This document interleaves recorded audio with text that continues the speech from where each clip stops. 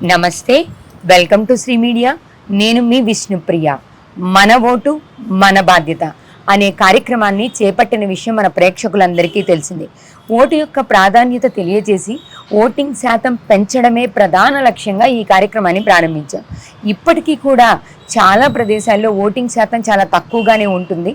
దానికి గల కారణాలు, ఓటు వేయడం ఎంత బాధ్యత, ఓటు ఎంత విలువైందో తెలియజేయడం కోసం మనతో పాటు ఉన్నారు రిటైర్డ్ ప్రొఫెసర్ అనంతలక్ష్మి గారు.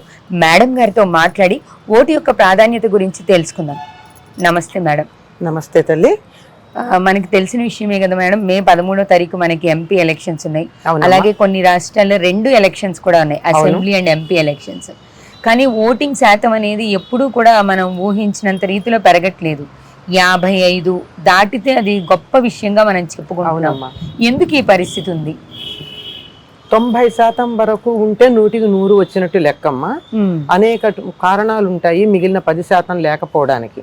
కానీ 90% దాకా రాకపోవడం అన్న దాన్ని బట్టి ఓటు గురించి అవగాహన లేకపోవడం, తమకున్నటువంటి బాధ్యతని, హక్కు అని మనకి ఉర్దూలోనూ ఉన్నటువంటి పదం తెలుగులో కానీ సంస్కృతంలో కానీ లేదు. మనకి హక్కు అని చెప్పడం కన్నా బాధ్యత, ధర్మబద్ధమైనటువంటి బాధ్యత ఏదైతే ఉందో దాన్ని నిర్వర్తించకపోవడం జరుగుతోంది.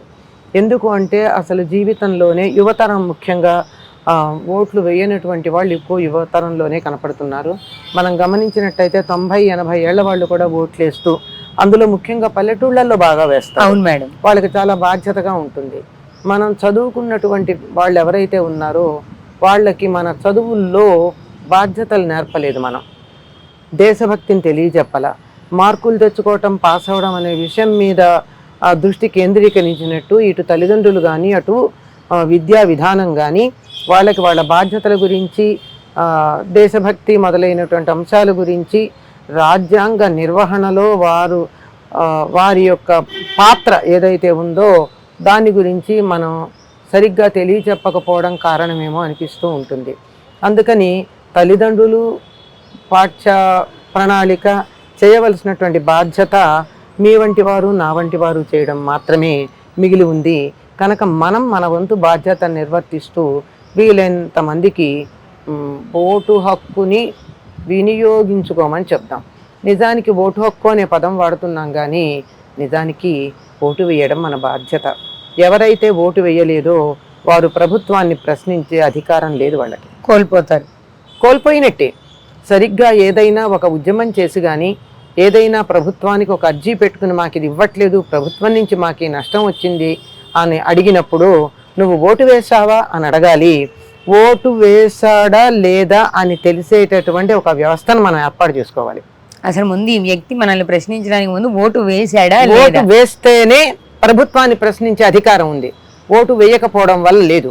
ఒకప్పుడు ఏమనేవాళ్ళంటే నాకు ఇష్టం లేదు, 2 పార్టీలు నాకు నచ్చలేదు, నిలబడ్డ వాళ్ళు నచ్చలేదు, ఇటువంటి మాటలు మాట్లాడడానికి అవకాశం ఉండేది. ప్రస్తుతం అది కూడా లేదు కదా. నాకు వీళ్ళెవరూ నచ్చలేదు అని చెప్పి నోటా వేయొచ్చుగా. అవును, నోటా అయినా నువ్వు వేయలేదంటే నీ బాధ్యతను నువ్వు నిర్వర్తించలేదు, కనుక నీకు అడిగేటటువంటి అధికారం లేదు అని మనం గట్టిగా ఏర్పాటు చేయవలసిన వ్యవస్థను ఏర్పాటు చేసినప్పుడు అందరూ తప్పనిసరిగా ఓటు వేస్తారు. దీని గురించి కొంతమంది కొన్ని సూచనలు కూడా చేసి ఉన్నారు కదా. ఓటు నేను ఆధార్ కార్డుని అనుసంధానం చేయాలి, ఇలాంటి ప్రణాళికలు అవన్నీ వచ్చేలోపు, ప్రభుత్వం ఒక వ్యవస్థని తయారు చేసేలోపు వీలైనంత మందిని మన కర్తవ్యాన్ని మనం నిర్వర్తిద్దాం, మన బాధ్యతని మనం నిరూపించుకుందాం. ముఖ్యంగా యువతరానికి చెప్పేది ఏమిటంటే, మా తరం వాళ్ళు ఒక రకంగా కొంతలో కొంత భూతకాలానికి వెళ్ళిపోయాం. మధ్య వయస్సు వాళ్ళు వర్తమానం, కానీ యువతరం వర్తమానమే కాదు భవిష్యత్తు కూడా. కనుక మీ భవిష్యత్తుని మీరు నిర్ణయించుకోవాలంటే మీకు తగినటువంటి దేశంలో మీరు, మీ పిల్లలు, మీ మనమలు ఉండాలి అంటే మీ కర్తవ్యాన్ని మీరు నిర్వర్తించండి. రాబోయే తరాల యొక్క చివాట్లకి మీరు లోను కావద్దు. కానీ ఇక్కడ చాలా మంది యువతలో మేము వేరే దేశానికి వెళ్ళిపోతాం కదా, ఇప్పుడు కొంతవరకు ఉన్న అలసత్వం కనిపిస్తున్నది ఏంటంటే, నా ఒక్క ఓటు వల్ల ఈ సమాజం ఏం మారిపోదు, ఈ ప్రభుత్వం ఏం మారిపోదు, పైగా నేను ఇక్కడ అసలు ఉండబోను, నాకు ఉద్యోగం రాగానే నేను విదేశాలకు వెళ్ళిపోతాను అనే ఆలోచన ధోరణి ఇప్పుడు వచ్చింది. మీరు 3 ఆలోచనలు చెప్పారు ఇందులో.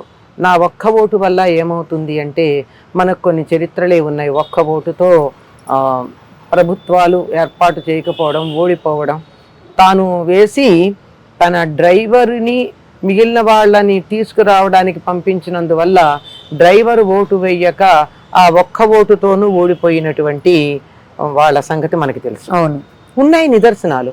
నా ఒక్క ఓటు వల్ల ఏమవుతుందని కాదు, నా ఓటు వల్ల కూడా అవుతుంది అన్న సంగతి ఉంది. అందరూ కలిస్తేనే ఒకటవుతుంది, లేకపోతే ఏమీ లేదు. కనుక దాన్ని తప్పనిసరిగా అందరూ ఓట్లు వేయవలసిందే.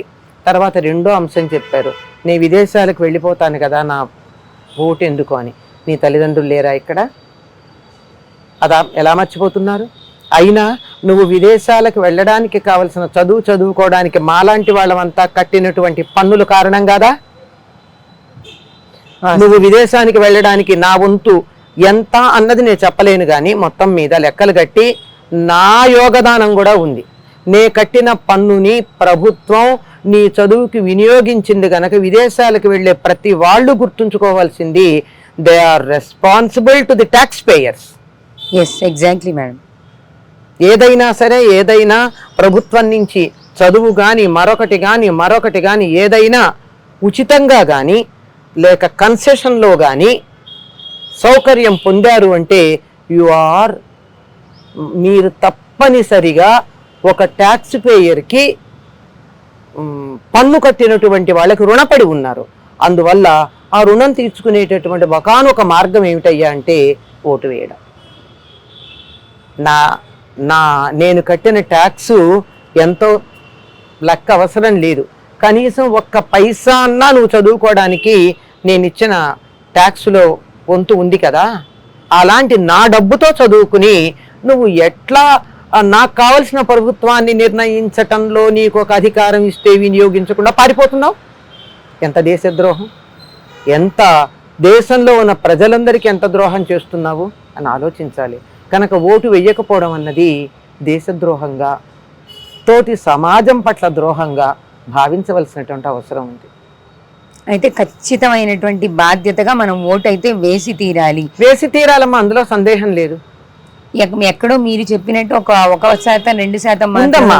శాతం ఎట్లాగంటే ఓట్లు 2 చోట్ల ఉంటాయి. కొంతమందికి పొరపాటున పల్లెటూరులో తీసేయలేదు, ఇక్కడ వాళ్ళ నివాసం ఇక్కడ ఉన్నారు గనక ఇక్కడ ఉంది వాళ్ళకి ఓటు అని చెప్పి ఇక్కడ వేస్తారు.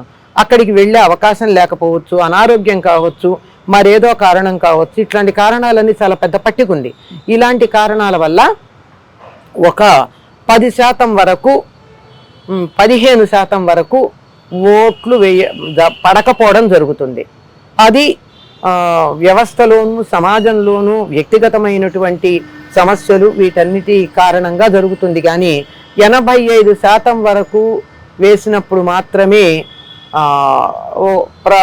ప్రజల యొక్క అభిప్రాయాన్ని మన్నించినట్టు అవుతుంది. ఇక్కడ ఇంకొక సంగతి కూడా గుర్తుపెట్టుకోవాలి. ఈ ప్రాంతంలో ఫలానా ప్రభుత్వం వస్తుంది, నేను ఆ వర్గానికి చెందలేదు అని అనుకోవద్దు. మీకు రేపు నాకు ఏదైనా అవకాశం ఇవ్వలేదు, నాకు రావాల్సినటువంటిది రాలేదు అని గట్టిగా అడగాలంటే కూడా ప్రతిపక్షాన్ని కూడా బలోపేతం చేయాలి కదా మేడం. ప్రతిపక్షం ఉన్నప్పుడు మాత్రమే అధికార పక్షం చక్కగా తన కర్తవ్యాన్ని నిర్వర్తిస్తుంది. కనుక ప్రతిపక్షాన్ని బలోపేతం చేయడానికన్నా ఓటు వేయాలి. ఏదేమైనప్పటికీ ఓటు అయితే ఖచ్చితంగా వేసి తీరాలి. మరి ఈ ధోరణి మేడం, నేను ఎవరికి ఓటేసిన సమాజం ఇంతే మారదు అని ఉంటుంటారు కదా, దాదాపు 20% ఇదే మాట్లాడుతూ ఉంటారు. ఎందుకంటే వాళ్ళంతా నిరాశావాదులమ్మా. ఒక రకమైన మానసిక జాడ్యానికి లోనైనటువంటి వారు. నా వంతుగా నేను మార్పు తీసుకొస్తాను అని అనకుండా ఎవరో మార్పు తేవాలి అనేటటువంటి బద్ధకస్తులు చెప్పేటటువంటి మాట. కనుక మేడం చెప్పినట్టు విన్నారు కదా, ఓటు హక్కు అనడం కంటే కూడా ఓటు బాధ్యత అని తెలియజేయాలి. మీకు ఏ పార్టీ వాళ్ళు నచ్చకపోయినా మీరు నోటాకి ఓటు వేయచ్చు, అలా అయినా సరే మీ వ్యతిరేకతని చెప్పచ్చు అని మేడం వివరంగా చెప్పారు. ఓటు బాధ్యతను వినియోగించుకోకపోతే ఇది ఖచ్చితంగా మన దేశానికి జరుగుతున్నటువంటి అన్యాయమే అని సవివరంగా తెలియజేశారు. ఈ కార్యక్రమాన్ని పెట్టిన ఉద్దేశమే అదండి. వీళ్ళందరి చేత మాట్లాడిస్తే అన్న మనలో ఉన్నటువంటి అనుమానాలు, సందేహాలు పోయి మనలో ఉన్నటువంటి ఆలోచనలకి కొంచెం మార్పు వచ్చి ముందుకొచ్చి ఓటేస్తామని మర్చిపోకండి. మే 13వ తారీఖు మీ అందరూ కూడా మన ఓటు మన బాధ్యతగా తీసుకొని ఇళ్ల నుంచి బయటకు వచ్చి ఓటేయాలి. మళ్ళీ కలుద్దాం. మన ఓటు మన బాధ్యత.